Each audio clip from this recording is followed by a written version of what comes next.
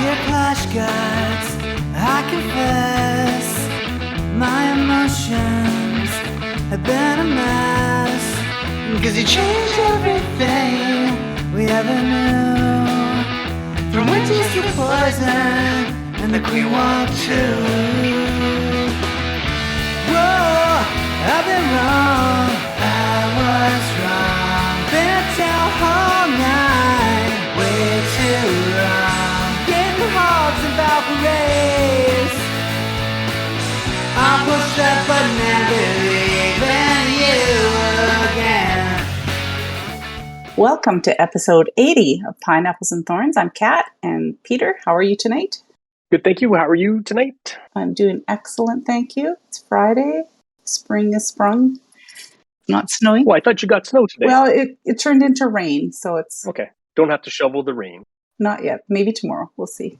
We have a very special guest tonight, and I'll introduce him in a minute, but do you want to take us into some CFF news first? I have one big piece because I don't think SCWL was really worth talking about, but Magirian Army spun war going for war win number 900 right after SCWL, and they won. Woohoo! 110 to 108. Yes, that is quite the milestone. That's 900 amazing. wins. Yes. Yeah. What else have I got? Oh, Revolution 9, still looking for Town Hall 9s to play with them. So if you have a Town Hall 9, you're interested in some all Town Hall 9 wars, they are still looking. Okay. All right. Short list. Let's jump right into this. We have tonight with us the father of strategic rushing, Call Me T. Welcome, T. Thank you for having me. Excited to be here. T is the former leader and currently a co-leader in the Sons of Guns clan in the CFF. And like I said, he's the father of strategic rushing. We'll tell you all about that. So T, why don't you give us a little Clash history, the town hall levels that you're currently playing and how you started playing? Currently, I technically have a Town Hall 11 that's maxed, a Town Hall 14 that's maxed, and I have a Town Hall 16 that I am currently in the process of maxing. Which I know might sound a little funny, but I used to play all three accounts regularly? Question mark. But now I'm pretty much only playing my main. I started playing back in 2013, 2014, and I got to the Town Hall 9, Town Hall 10-ish period. And I quit when they did a big global change where they started hiding the bases that were in matchmaking, like dead bases in matchmaking, and it made it farming just significantly more difficult. Sure. Yeah, and it was right around the time when like Town Hall 11 was either like just released or on like the precipice of being released. And well, we can get into it later, but like farming is one of my favorite things in Clash of Clans, and they wanted to encourage people to use bigger armies and go for 3 stars, and that's when they introduced the league bonuses. And I put those numbers in my spreadsheet, and I was like, I don't want to do this. So that was around 2014. And then 2019, I was playing Brawl Stars, interestingly enough, and I came across a post by Clash with Dusk is his former name. And he had a whole blog where he talked about his rushing experience and why rushing was better. And I kind of like read that and was like, I remember this guy from when I used to play, and we used to talk about this. And it seems like magic items and timer changes and all of these things have kind of made rushing better. So I took his guide and I started an account in August of 2019, and I just started blitzing through the game. And it took about 18 months, and then I was maxed for that point, which was I believe it was 2020 February. I hit max 13. Was like done, or I'm sorry, the following. So 18 months. That's how long it took, and that was with basically just gold pass, with like a couple extra. Like I spend way too much money on cosmetics, but I don't really spend very much money on progression stuff other than gold pass. So you talked a little bit about how you're rushing and how you discovered that it was a quick way to progress. Maybe explain to our listeners, what's the difference between a rusher and a strategic rusher? I think the main thing between those two types of players is that a rusher is just someone who's upgrading haphazardly. They don't really have a plan. They're just hitting upgrade buttons because they like the look of something, or they want a new toy, or they're bored at their current town hall. And the sort of span of the type of player that you can get with a pure rusher is crazy. You can see things like level 1 archer towers at Town Hall 16. You can see things like, level 5 heroes Yeah. in like Town Hall 14. You know what I mean? It's wild.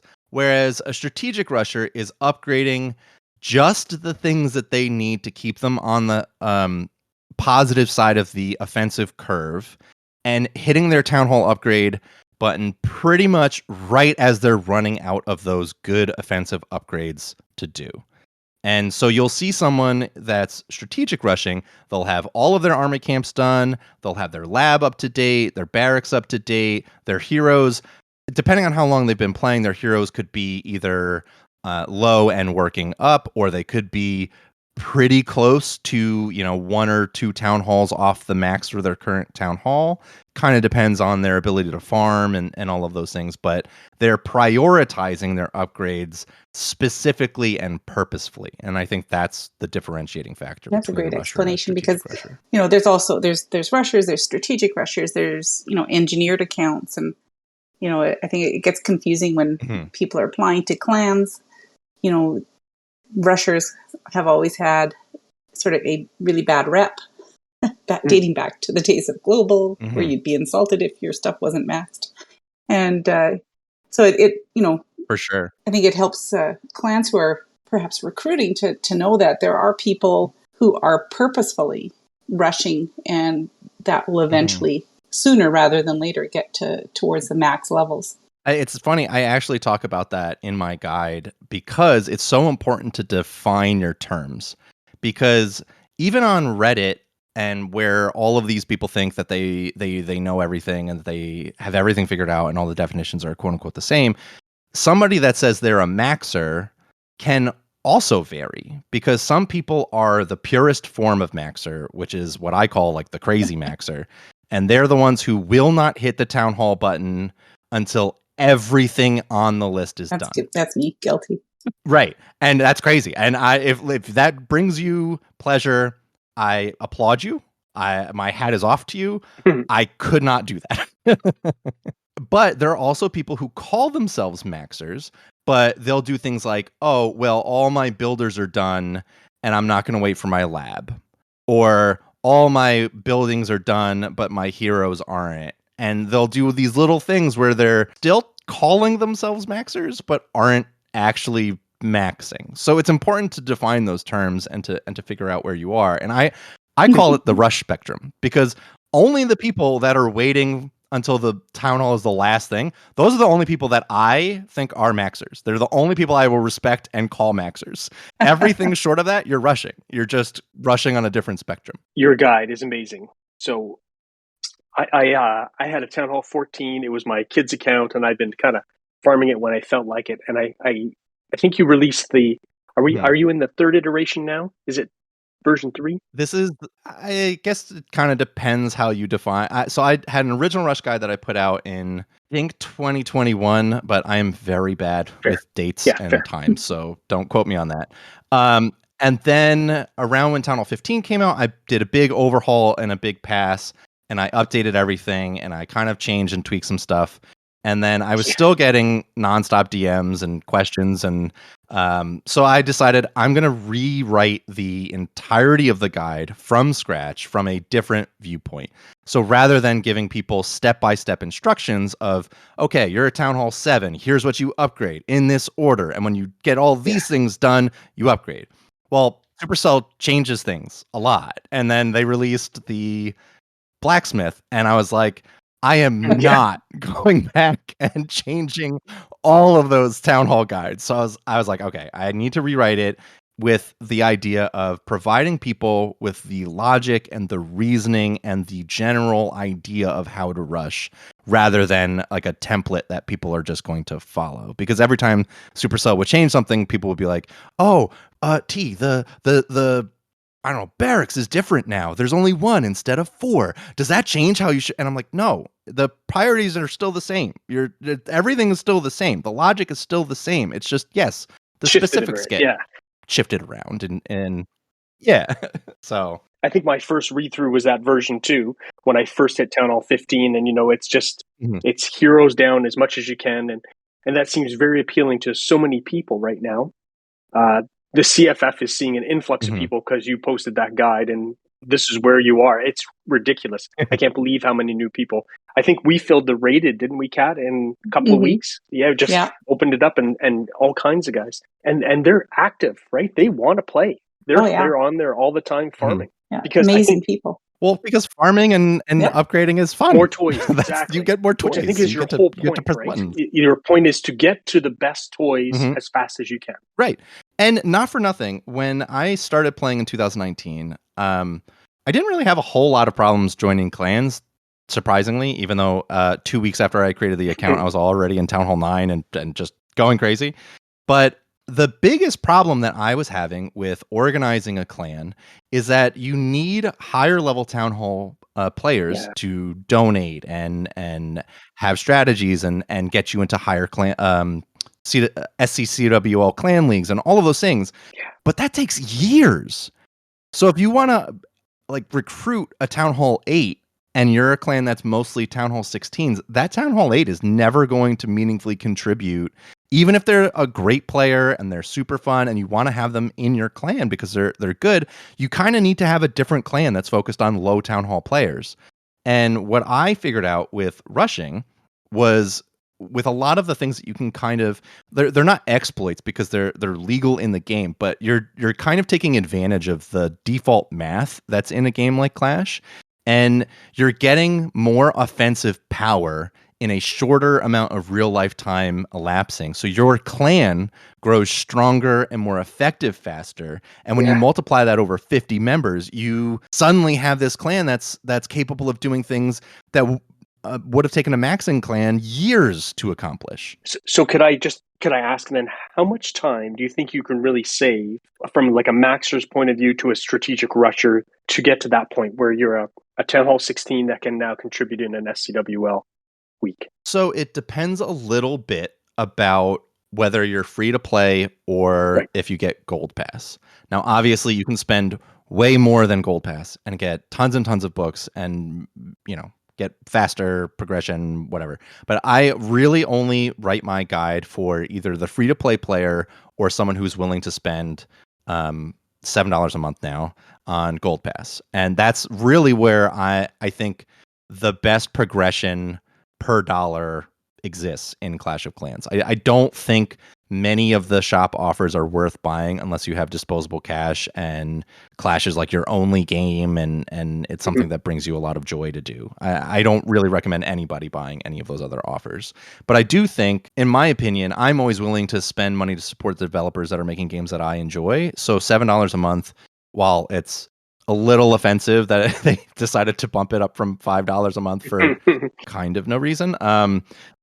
I'm still willing to do that, and I think it's a pretty big value. So, from the perspective of a maxer that is buying Gold Pass, currently in the game, if you unlock auto optimally, you unlock your 20% discount optimally, and all of those things are true and exist, you're looking at roughly 4-ish years to max. And you can get that a little bit lower because as you get closer to Town Hall 16, you start to be able to knock off more things with hammers and books and all of that. But the bulk of your time is going to be around the 4-year mark. And that's assuming we exist in a vacuum where Supercell doesn't release 4 more Town Hall levels in those 4 years. Now, from the perspective of a strategic rusher, it varies depending on when you do the math because, like, for example, when I started, Town Hall 12 was the maximum Town Hall. So my projected max point was roughly 13-ish months. But then in the middle of, well, actually 4 months into my playtime, Town Hall 13 came out, and then they kept adding hero levels and they kept adding defense levels. So that kept bumping out my time to max. So I could have been maxed faster than 18 months, but it took about 18 months because of the additional levels and stuff that they released. Now, that figure of 18 months using Gold Pass and optimal unlocking of auto and the same caveats as before, that seems to be around the marker of how long it takes to max an account with strategic rushing. So sometimes it might be closer to 20 months if you kind of come in right as Supercell releases a bunch of new stuff and doesn't do time reductions. It could be closer to 16 months if you come in after a bunch of releases and Supercell does a time reduction. But this last Town Hall, Supercell also did a pretty decent time reduction pass. So say if you started in December, you could probably be maxed by the following March or so, which is crazy, plus or isn't minus. it? That's just That's amazing. Yeah. Mm-hmm. And it's wild because the thing that you're fundamentally exploiting is that there are a bunch of varying upgrade levels. And I'll talk about this with just two examples that are pretty illustrative of the process. So we have 7 Archer towers to upgrade from Town Hall 2 to Town Hall 13. Or I'm sorry, from Town Hall 2 to Town Hall 15. And then it kind of changes for Town Hall 16. But you have 21 levels for each of those 7 Archer towers. That's a lot of levels, and a lot of those levels are pretty poor in terms of hit points, DPS, and time, right? They're not great value. But for scatter shots, we have significantly fewer scatter shots. There's only 2. And we have significantly fewer levels to do on those scatter shots. So if you start to say, okay, well, if I focus all of my magic items onto the things like scatter shots, and I use those to max out that last level or the last 2 levels, now I'm suddenly cutting off gigantic chunks of time. And I'm getting bigger defensive improvements because having 2 max level scatter shots is way more important than having even 2 max level Archer towers. And you just start rinse and repeating that across your whole base, and you start getting these crazy value propositions. Like, I don't think technically I have, because with like whenever they release a new Town Hall, you can only store so many medals and so many magic items and so on and so forth. So eventually you got to do the upgrades normally. But of all of the important upgrades that Supercell has released for Town Hall 16 so far, I think I've done 2 Inferno Tower levels naturally with builders. Everything else I did with magic items. So you just, and that's not spending money. That's spending Gold Pass and just storing CWL medals. And having patience. So you just you just buy a hammer every week and then use that. So okay, so if a new player comes, like someone's related to you and they say, T, I've heard you talking about this and I want to follow your guide. What's the first thing you kind of tell them? How do you get them thinking in a strategic rushing way? Well, interestingly enough, my in-laws, my brother-in-law, my father-in-law, and my nephew-in-law all play Clash and all refuse to listen to me. Okay, so then it's a relative of mine then. Okay. Right. So the thing that I always tell people is the number one thing to keep in mind when you're in those low town halls. Number one, have fun, right? Those lower town halls, the timers are super short. The attacks are very simple. It's kind of a blast. You just have fun. Don't worry too much. The thing to focus on are you want to get your barbarians to the max level for whatever town hall you're at. You want to always drop and upgrade your army camps as soon as you're able. And just keep upgrading your town hall kind of as soon as those 2 things are done. And at some point, it's usually somewhere around Town Hall 7, Town Hall 8, someone will come back to me and be like, hey, the timers are getting a little longer. It's getting a little more complicated. And then I'm like, okay, now you're going to want to start working on, say, Baby Dragons or Barch, or start watching some YouTube videos on how people are using their army comps at your Town Hall level. But again, those lower Town Hall levels are just kind of really fun. Like it's very easy to triple.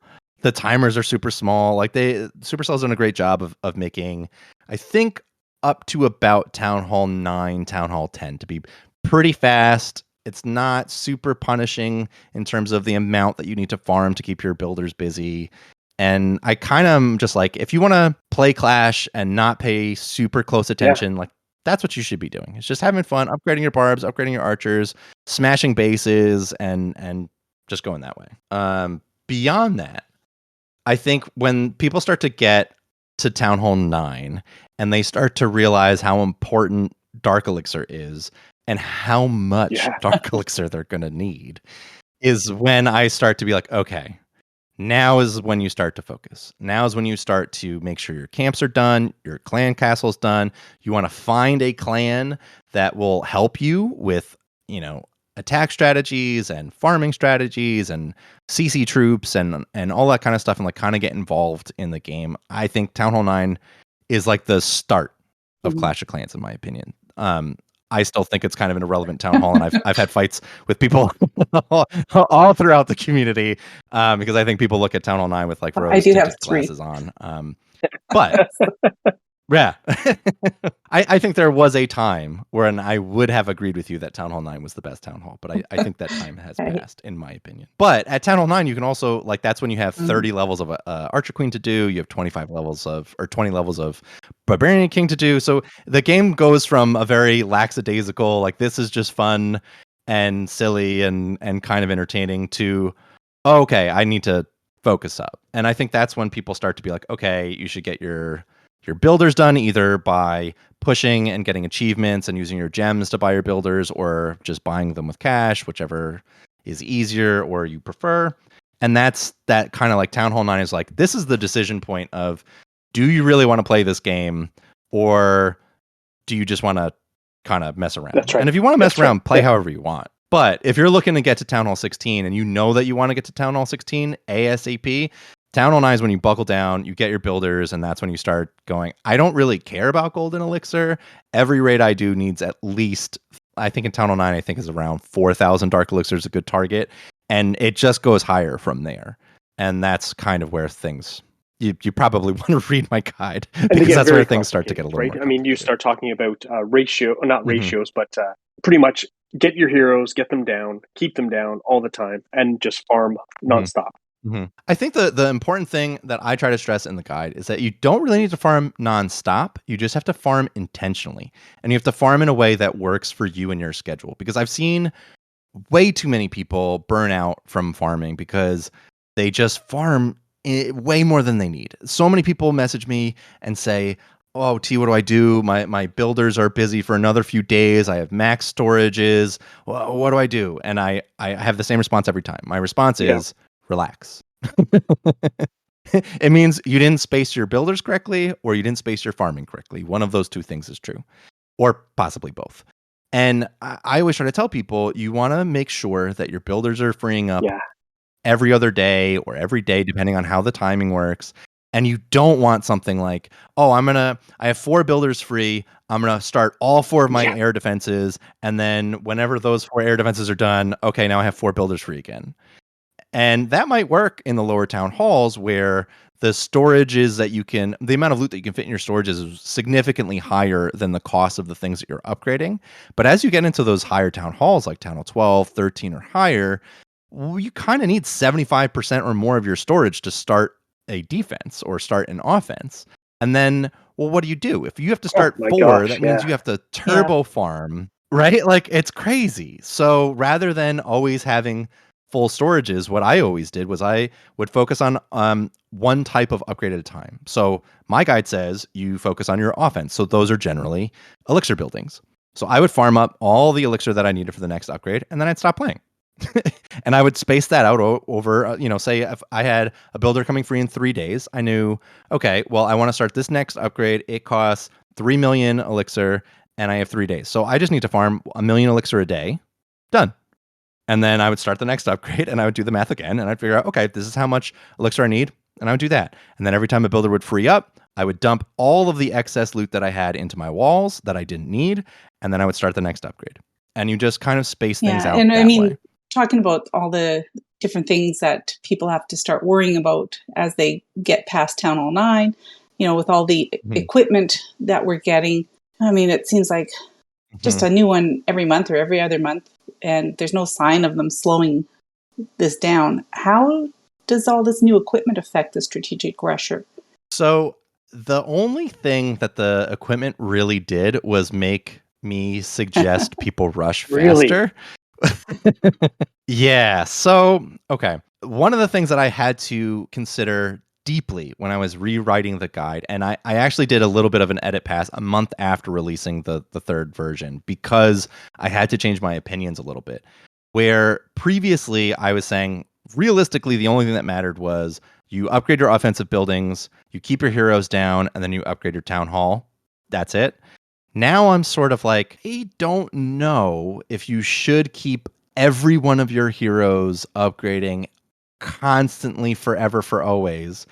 Mostly because if you can devote one or two extra builders towards your offensive buildings, that lets you upgrade your town hall faster.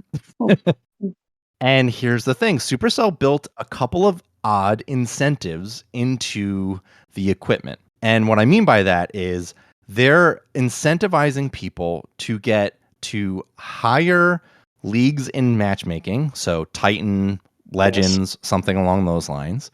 And they're incentivizing people to attack higher town halls in regular wars. And technically SCCWL as well.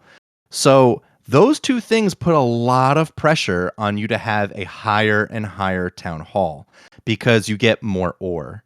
And when you get more ore, you can upgrade your equipment faster. And it's, I think, a detriment to the game overall that they did it that way and didn't tie it the same way that everything else is tied in the game, where it's your overall activity level that determines your progression. Kind of fixing it to once a day for your league bonus and on average once a day for your regular war attacks. Obviously it's 2 every 2 days, but Yeah, because there's really not a lot of ways that you can get ore other than that. And I know Itsu talked about the need for another method of obtaining ore other than purchasing in the shop. I felt that their misstep was they should have attached some amount of ore to your general win bonus, like for every matchmaking attack that you do.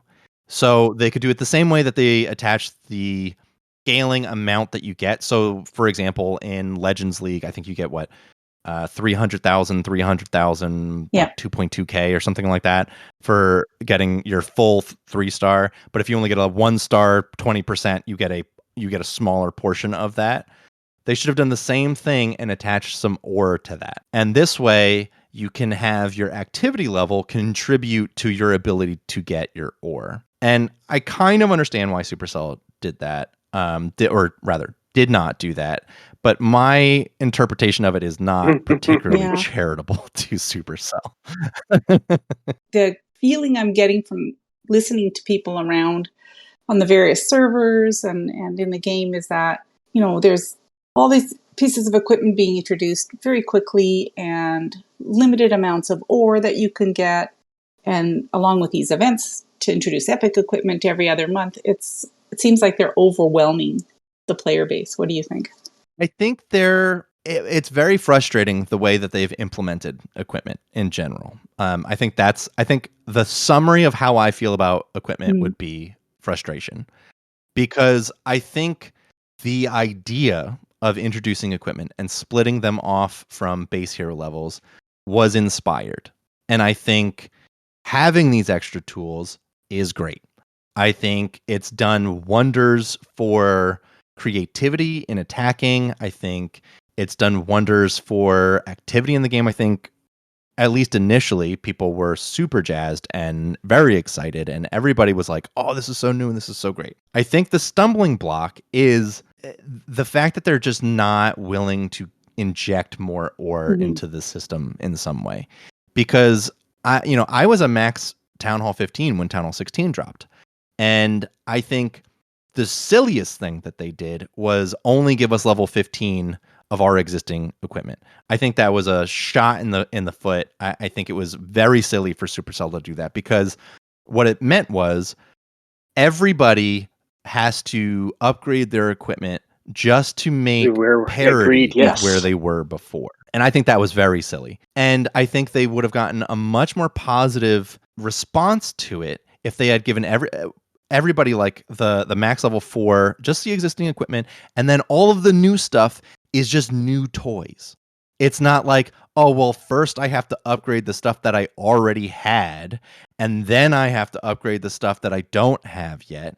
And that fundamentally feels different. It doesn't feel as rewarding or as kind or as player focused, Yeah. I think. And with like them releasing all of these epic equipment, I don't know. To me, the fun part of the equipment is experimenting and testing and having options. And I'll tell you right now, I still don't have some of the initially released equipment maxed. And without purchasing ore, I don't think you physically could, because I've done every regular war attack that I could have, except the last 2 CWLs. I didn't do the bonus wars because I was traveling and I just didn't have time. I've always gotten my daily loot bonus, and I've maxed out the previous events. And after getting the equipment, I spend all of the extra cookies that you get or extra resources that you get. I spent them all on ore. So to me, it's like you introduce this insanely interesting component to the game that everybody wants to interact with. And then you made it so that it's a hard, fast limit of how long it takes you to get access to them, which to me is cross-purpose. Why would I want people to have these cool toys and then play the game less and still get them at the same level? Like, that's not how anything else in Clash works. Yeah, it did seem to really take a different path from the way things have happened in the past. And you really did notice a big difference in your heroes and their abilities. Like when you first started playing at Town Hall 16, when you upgraded, it's getting better now as people upgrade the various equipment. What do you think? Do you feel like all of these new things, you know, the new Town Hall level, new troops, there was the Root Rider, which really impacted the game, new equipment. It seems to almost be driving a wedge between, you know, the so-called pros of the game and the casual player base. You know, both sides seem to want something completely different. And how are the developers and the management at Supercell going to make both sides happy? I don't think it's possible to ever really have a game that pleases both your hardcore esports level players and your casual players. I just don't really think anybody's hit that line perfectly. I think Supercell currently has overreacted to the way that Town Hall 15 was released. And I think one of the problems that the Clash community has, in my opinion, is that people say that they want a difficult Town Hall. But every time Supercell has released a difficult Town Hall, player engagement has fallen off a cliff and people get very upset and nobody wants to play the game. So I think they have a very delicate balancing act to do. And it's challenging. And I think one of the problems that I have with Supercell currently is that when I restarted in when I restarted in 2019, Supercell was putting out regular communications, talking with the player base, discussing things like balance. They were willing to say that they got something wrong. They were willing to make changes. And it just seemed like they were engaged with the community. They were willing to make stuff different and interesting and address player concerns. And then somewhere post-COVID, things kind of started to shift. And I think ever since the China server got split off, we've seen a massive fall off in terms of how Supercell has communicated with the community. And I think you can really see the difference in how the community responds, because Town Hall 15 was almost like a blank for communication. We didn't really know what was happening. We didn't really know how they were going to adjust things. And then kind of out of nowhere, Town Hall 16 dropped. It dropped, 6 months earlier than the 18-month Town Hall release schedule was supposed to happen. And that was kind of a surprise. And then all of a sudden, we're now getting a Town Hall release every 12 months.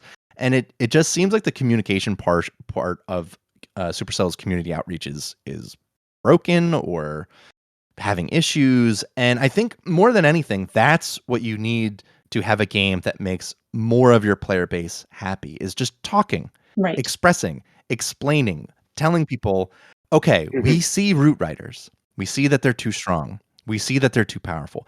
But Yep. players They love them. really do. Yeah. Everybody's using them, right? And so that's a challenge. So I've always said that one of the things that I think has to be true for esports and Clash of Clans to be good is some amount of balance that only takes place on the esports side of things.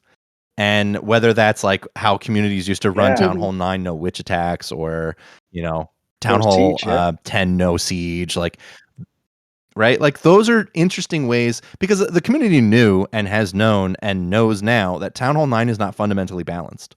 So if you want to do a Town Hall 9 tournament, Yeah. bans have to happen, right? It's not very fun to watch two Town Hall 9s triple each other in like 15 Right. seconds with witches and a giant arrow.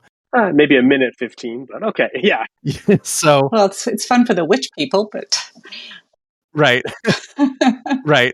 Well, yeah, I mean, it's fun to execute those. Everybody loves to triple, but when you're in a televised or streamed event, it's not the most fun for sure. thing to see necessarily. You want to see people doing, crazy barge Yeah. attacks and Yeah. still But those balances were community driven. That those balances did not come Right. from Supercell. Exactly. And that's the thing. Supercell doesn't want to sponsor any events that Mhm. have those community balancing issues on them. And I think that's probably got to change, or Supercell could do something like an esports version, because most of the esports players are playing on a Right. like That's developer right. build, Yeah. or so they could do something like, hey, on the esports version, Root Riders do 4% less DPS and have Mhm. 6% less HP. And maybe that's enough, right? Like, it doesn't. And limit their heroes to level 60 perhaps, or something like that. I mean, I think it would be interesting if they did more of those kind of wacky out of the norm type tournament events. I always said, like, what if a tournament was just you only get your heroes, and everybody's got to try and do the best that they can with just heroes, or maybe heroes plus like 20 Mhm. troop space or 50 troop space, or whatever. And everybody always comes back and says, oh, well, Supercell wants these events to be streamed, and people that are watching them to be able to, oh, this is going to be the same game that I can play. And I have always argued that if somebody's watching a stream and they don't play Clash of Clans, they will never be able to play what they see on the stream, because even if they start that day, unless they're willing to drop 30 grand, they're never going to be able to play. Like, for example, somebody watches streams today and it's Town Hall 16 versus Town Hall 16, and they start today. Even if they strategic rush and follow my guide to the letter, and they get gold pass and do everything optimally, 18 months from now, it'll be Town Hall 17. So why do we care? Yeah. What's the problem? We could just have fun and have challenges and have interesting esports where it's like, okay, this split, what we're doing is no Root Riders, and then the next split is no Ooh. healers, and the next split is heroes get minus Yeah. 15 It would really levels, challenge or something the like pro that. players. And I know Judo in one of his videos had mentioned, I think it was one of his interviews with Darian, about the ability for clans to, if they're doing a friendly war, to set parameters in. Oh man, that would be incredible. You can choose right now one hit and the amount of time, but how difficult would it be? And I'm not a developer, so I don't know, to say, okay, you can select the types of troops that are allowed. I think it would be a challenge. Just the small amount that I know of Supercell's development and their build and their code and all of those things, I don't think it would be a non-issue, right? I don't think that's a flick a couple switches, add a library and a couple lines of code, and you're good. But I do think you're 100% right that would be a huge boon for the communities that play Clash and keep Clash alive. Because one of the things that we always used to struggle with was, if we wanted to do esports, it used to mean that you had to essentially not engage with regular wars with your clan. It often meant you had to leave your clan to go to a different clan, because a lot of tournaments required you to have a level 1 clan instead of using your level 20 or whatever clan. And so when you had guys that were doing esports in your clan, all of a sudden you'd have 7 people leave your clan for a day to go do an event, and you Right. didn't even get to watch their attacks. You didn't even get to cheer them on or Yeah. root for them or any of those things.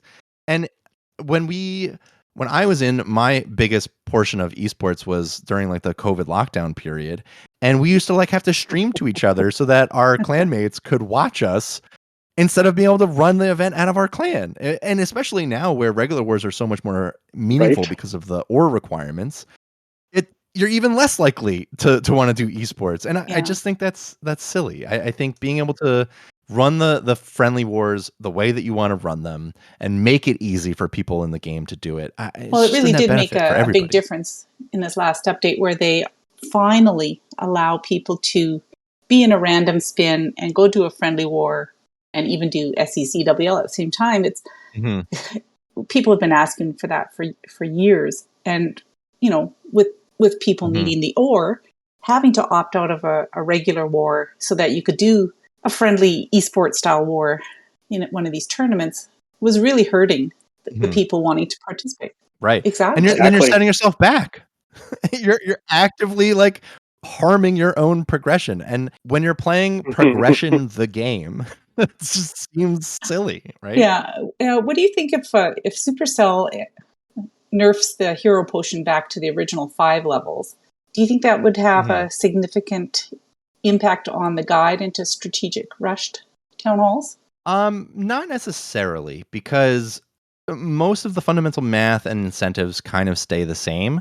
The hero potion change essentially just eliminated any of the downsides, which is why I kind of was like, yeah, just start hitting that town hall button, man. Just keep hitting it. Like you just because it used to be, oh, well, there will be periods where you won't have enough hero potions to get through a full CWL, or you'll have to do regular war attacks and you'll have to, suffer through them with either no heroes or low heroes.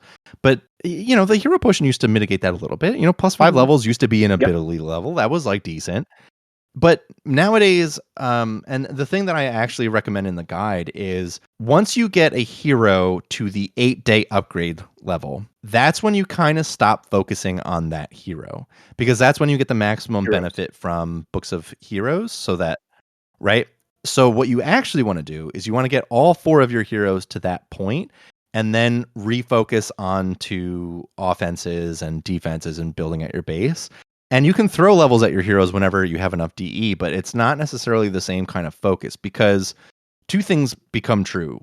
Number 1 is that you've reached the pinnacle of value for your books, and that's great. That's a huge benefit. But the second thing is true is that after Town Hall 14, which is where you generally hit that 8-day upgrade period, the gain that you get per hero level levels Yes. off. So if you look at a chart from level 0 or level 1 up to around that point, that Town Hall 14 level, you're looking at kind of like a linear progression of around a 40% improvement from level 1 to that point. So for Archer Queen, I believe that's level 80, if I'm remembering correctly. And you're getting pretty decent value for each one of those upgrades. Now, after that, you're not really. You're getting very, very small improvements. So I think if they nerf the hero potions back to their previous point, I would go back to saying 24/7 upgrade on your hero until it gets to that point, and then leave it. And then focus on your lower heroes and get all of them to 8 days. And then once all of them are at 8 days, ideally by that point, you'll probably have maxed that, say Archer Queen was your first one to the 8-day mark. You only need 15 books to get her from level 80 to maxed. So that's probably 6 months or so, depending on your ability to farm gems from your achievements, your ability to get gold pass books of heroes.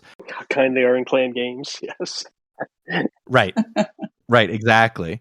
And if, there are certain times of the year that we get random books of heroes, like Christmas time, there's usually like an extra free book of heroes, and every so often there's like a $1 book of hero shop event that you can nab and things like that. So you could conceivably have that Archer Queen done for free with no builder time in 6 months. So then that lets you, okay, well now I have a max Archer Queen.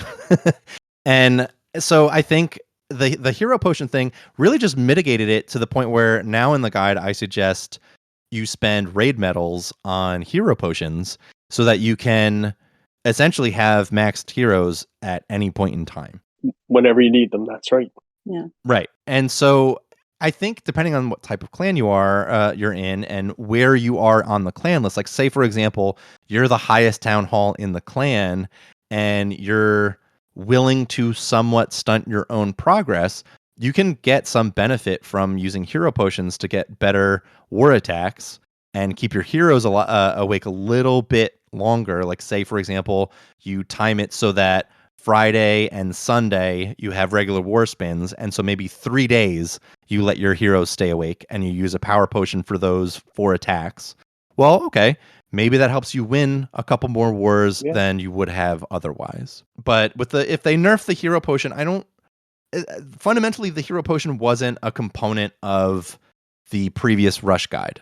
It was something like, okay, hey, if you have hero potions, pop them during CWL, save them for CWL, and you'll get a little bit of a benefit. Now your hero level doesn't really give you that much. It might give you, depending on where your heroes are at, it might give you 10% power boost. It might give you 15 to 20 if your heroes are particularly low, or it might give you like 4%, which is not really worth worrying about.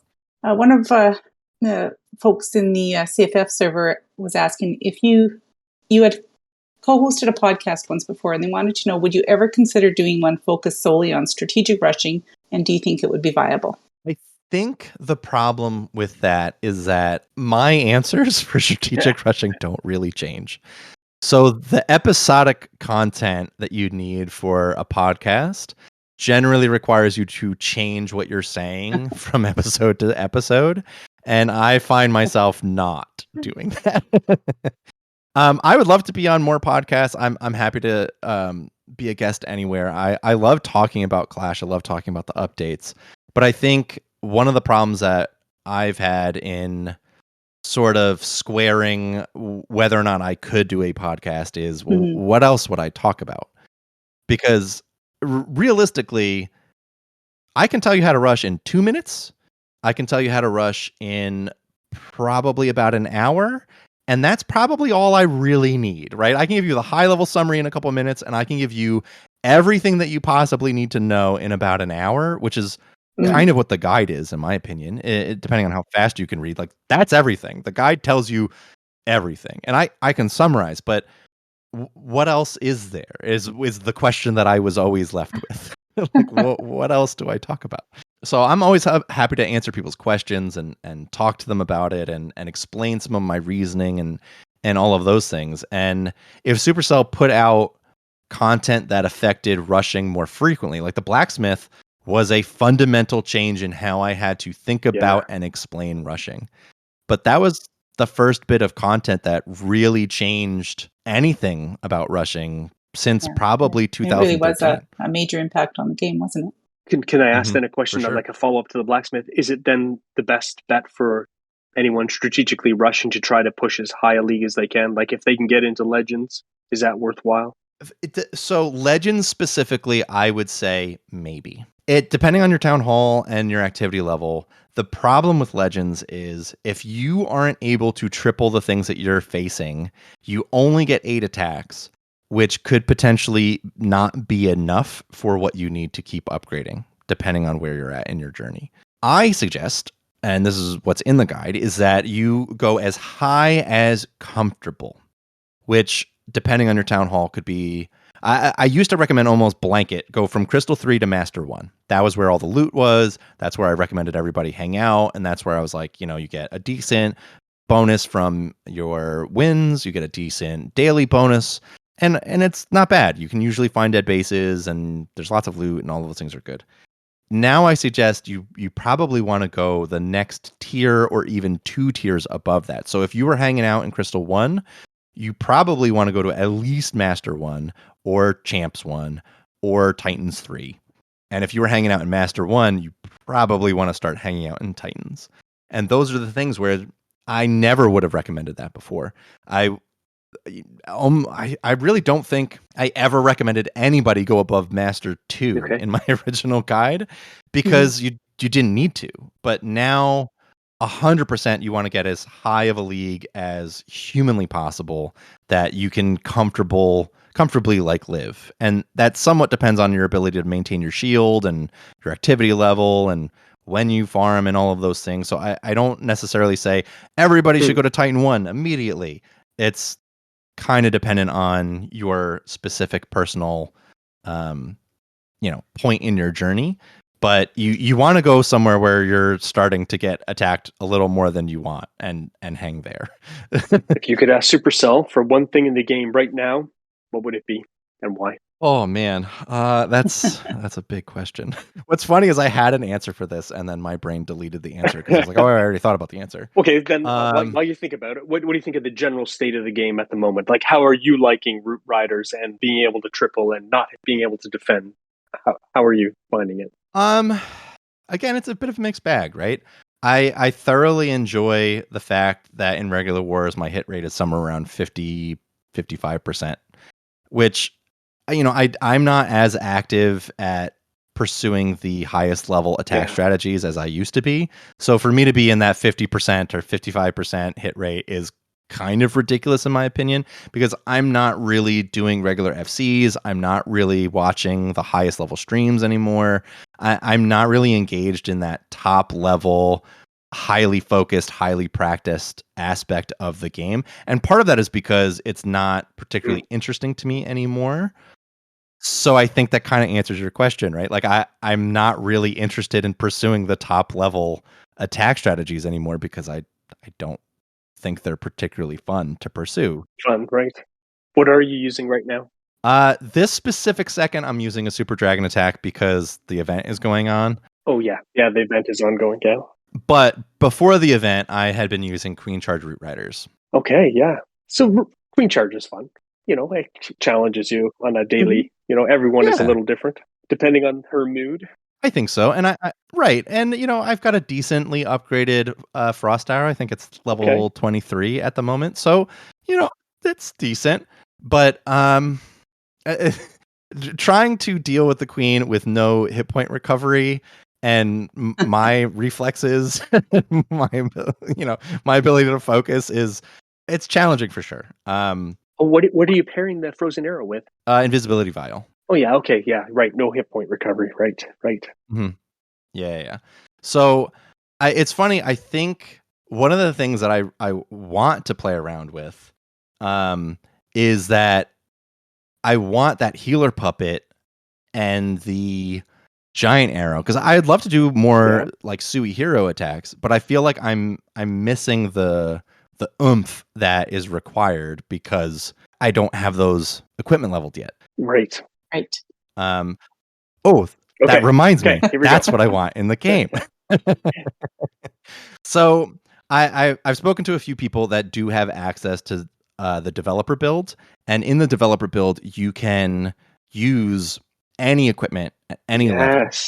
And I think a practice mode that would be added to the game where you could experiment with your equipment is the number one thing that I would like to be added to the game.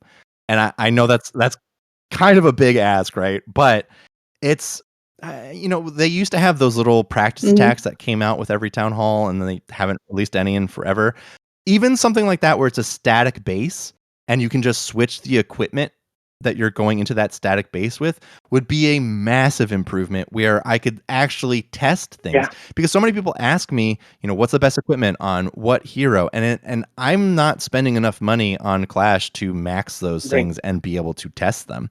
So I don't know. I can tell you what I've seen on streams and what I've seen on Itsu's videos and Carbon's videos and Judo's videos, but none of us really know until you actually get to start playing with it and testing it and using it. And that to me is a massive detriment. And I'm not saying that Supercell should just let us use max equipment immediately, but at least test it so I know, I really like using the healer puppet. This is going to be worthwhile. Yeah, that's right. That's right. Yeah, I agree. That would be great. And it's a big investment. It's a month to get a common piece of gear from level 1 to level 18, and it's roughly 3 months, depending on your war win rate, to get a piece of epic equipment from level 1 to level 27. So that's like, I don't know. To me, that's a huge investment in time for something that you don't know that you're going to enjoy. Whereas before, yeah, heroes were a huge investment, but you knew that those were the biggest thing. They were the biggest component of your offense. They gave us super troops, and they gave us that little sandbox to play in, right? That one base with all the, and then you could see, that's fun how the super Valk drops their rage. You know, not that anybody used them after that, but I'm not sure, but yeah, we all tried. A couple people tried. Their attempts were They made. look cool. Fuzzy wants to know where your current profile picture comes from.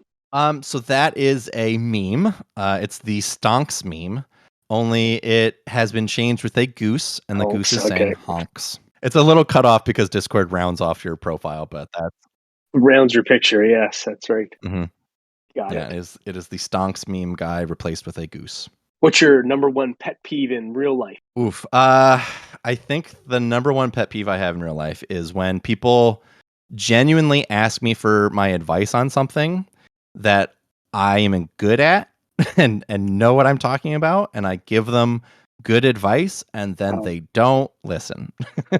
And is that while playing Clash, or is that in real life? I mean both. You mean both, okay. And do you have a pet peeve while teaching someone Clash? Same thing? You give them advice and they just don't listen? I think the number one pet peeve I have with teaching Clash is people who think that maxers by default are better attackers. And this is I know it's not time for shout outs yet, but this is a shout out to Congressman Rick, the moderator of the Clash of Clans subreddit, who I've had lots of very fun, very productive, very friendly conversations with. I really like the guy. I think he's very nice. But Rick, you're wrong. I think one of the things that people persist in believing is that spending more time in lower town halls makes your skills better. And that is not necessarily true or false. It's disconnected from that. Your ability to attack in Clash is solely and entirely tied to how much you practice attacking in Clash, which may sound very simple when you put it that way. But what I mean is, at any point in Clash, you can learn to queen charge as long as you have a queen. At any point in Clash, you can learn how to do a witch smash. You can learn how to do Lalo. You can learn how to do any attack in the game at any point in time, as long as you devote the time to practicing it. So if you're maxing and you're in Town Hall 10 and you want to learn how to queen charge, go right ahead. You have the tools, you have access to it, you can do it. If you've never queen charged in your entire Clash game and you're Town Hall 16 and you want to learn, you can do it. You have the tools. It's called a friendly challenge and YouTube. And that's it. That's all that it takes to get good at Clash is time to practice, time to learn, and repetition. That's it. And I think that's like the thing that pisses me off when people are like, well, if you stay at Town Hall 9 longer, you'll be better at queen charging. Like, no, you won't. You'll be better at queen charging Town Hall 9. Sure. But that doesn't help you at Town Hall 16. Yeah, right? For sure. Yes, a very different game. Yeah. Well, and especially now that you can, friendly challenge yourself, it's really made a difference. Right. Yeah. There's no excuse now. Right. Well, we all have excuses. Which, I mean, my excuse is I don't have time. All right, let's jump into some shout outs. T, you're up. I think I just gotta always shout out Yoda. He's the guy that has kept Sons of Guns running after I no longer had the wherewithal to do it. I want to shout out all the other co-leaders that are in Sons of Guns. We have a great team that's running events and organizing. And I want to shout out Kat, you do a great job of supporting us. I know Fox does a great job of supporting us. We're just like so pleased and happy since we've joined the Clash Files family. I think we were in a very different place beforehand, and I don't know that Sons of Guns would have survived if we didn't make the change that we made, which is saying something because we're in such a great place now that it's almost like night and day. And I just want to shout out all the guys and girls that are in our clan that are playing, anybody that stops by for, just a couple friendly challenges or any of the events or one-on-ones that we do. it's just been pretty fun. Like as much as the greater state of the game kind of has me in a state of blasé semi-depression, the actual community that I'm playing with and interacting with and engaging with, that's all great. That's nothing but positive in my opinion. You hear so often the community is what keeps everybody going. So, Peter, what about you? See, I think that has to be the biggest show that we've ever had. Like everybody in the CFF. I think that was great. Thanks for being on here. And thanks very much actually for, reinvigorating the CFF. I think there are so many people that have joined because T resides here, and that's really great. Yeah, it's true. Yeah. I think it's true. I can't believe every time I tune in, there's a new name in the counting channel or something. I'm like, I don't know who that guy is, but I bet he's following T. Well, and there's such a great conversation that goes on in, pretty much any channel. People will just start a thread about strategic rushing, and they'll be chatting, and then there's T popping up to answer all these questions. So you shout you out for all your patience and I appreciate you. I appreciate it. Thank you. And let's see. I'm going to shout out Morgan. He's the leader of Dark Sector and a longtime friend. And also going to shout out somebody I've never shouted out before. The people over in the CFF Clash Royale group. There's a few of us who actually play Clash and Clash Royale. BG, HBM, and Dang. If you play Clash Royale, check out Deep Dish. It's a lot of fun. A love-hate relationship with that game, but and then we're going to throw out another Jezza song.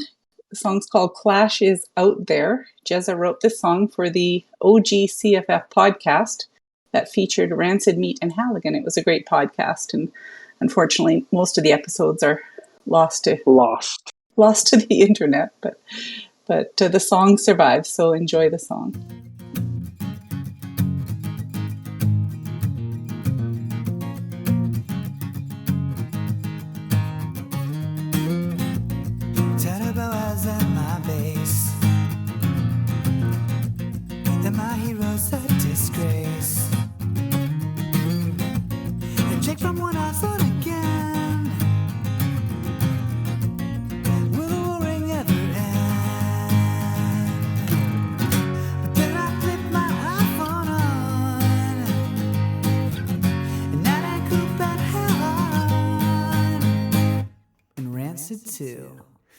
It's the Clash Files.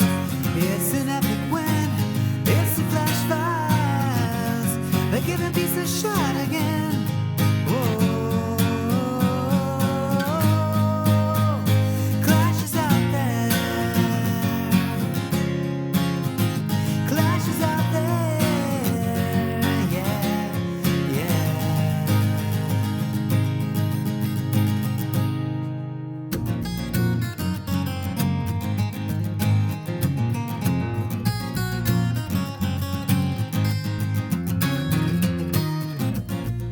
Struggle is surreal. At least that's the way I feel. To find a new refreshing cast, I think I found one at last. 'Cause when I flip my iPhone on, and that ain't cool but hell around, Rancid 2. It's the Clash Files. It's an epic win. It's the Clash Files. They're gonna be so shy again. Whoa. Clash is out there. Clash is out there. Whoa.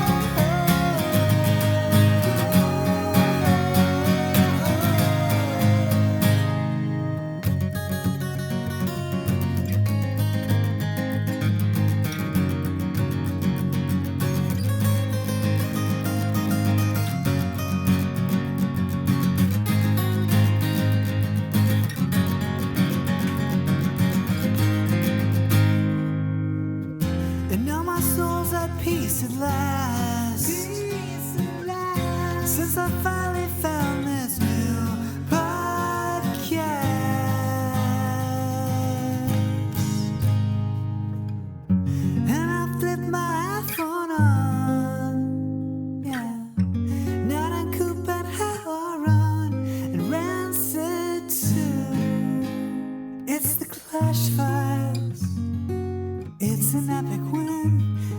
Clash Files. They're giving peace a shot again. Whoa, whoa, Clash is out there.